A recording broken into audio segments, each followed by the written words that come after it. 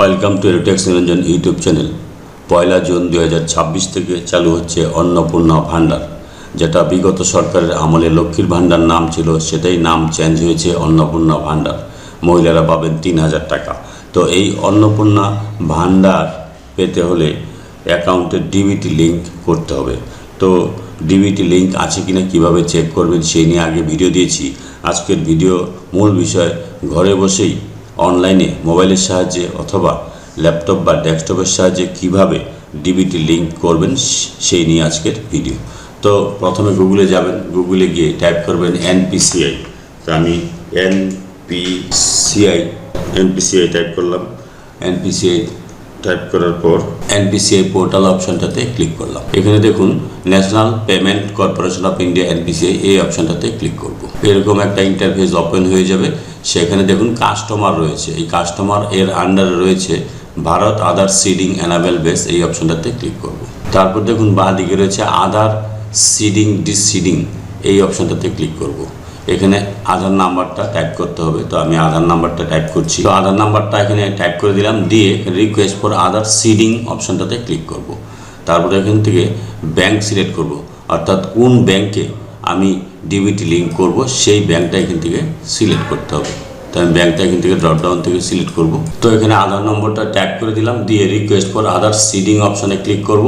এখানে select your bank, এখানে আমি ব্যাংকটা সিলেক্ট করব, অর্থাৎ কোন ব্যাংকে আমি ডিবিটি লিঙ্ক করব।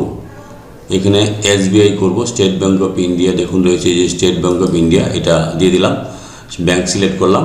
আর হচ্ছে সিডিং টাইপ, এখানে 3টি অপশান রয়েছে। যারা নতুন করে ব্যাংকের সাথে ডিবিটি লিঙ্ক করবেন তারা ফ্রেশ সিডিং অপশান ক্লিক করবেন।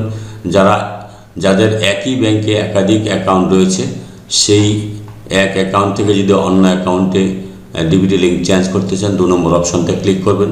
বা যাদের এক ব্যাংক থেকে অন্য ব্যাংকে ডিবিটি লিঙ্ক চেঞ্জ করতে চান তারা 3 নম্বর অপশান ক্লিক করবেন।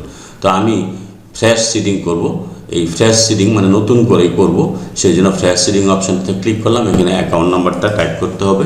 স্টেট ব্যাংক যে সিলেক্ট করেছিলাম সেই স্টেট ব্যাংকের অ্যাকাউন্টটা এখানে দিতে হবে, দিয়ে কনফার্ম ব্যাংক অ্যাকাউন্ট নাম্বার, আবার একই ব্যাংক অ্যাকাউন্ট নাম্বারটা দিতে হবে, তো 2বার অ্যাকাউন্ট নাম্বারটা দিতে হবে। দেওয়ার পর এখানে একটা চেকবক্স রয়েছে, চেকবক্সে ক্লিক করবেন। এখানে একটা সংখ্যা ক্যাপচা রয়েছে, সেই ক্যাপচাটা দিচ্ছি। ক্যাপচাটা দিয়ে সাবমিট অপশানে ক্লিক করব। এবার টার্মস অ্যান্ড কন্ডিশন আসছে, এই টার্মস অ্যান্ড কন্ডিশনগুলো আপনারা পড়ে নেবেন। এখানে এগ্রি অ্যান্ড কন্টিনিউ অপশানে ক্লিক করলাম। তো আধার লিঙ্ক মোবাইল নাম্বারে যে ওটিপিটা চলে এসেছে সেটা বসিয়ে দিলাম, বসিয়ে দিয়ে কনফার্ম অপশানে ক্লিক করলাম। Press okay to initiate request to state bank of India. তো এটা কনফার্ম করে দিলাম।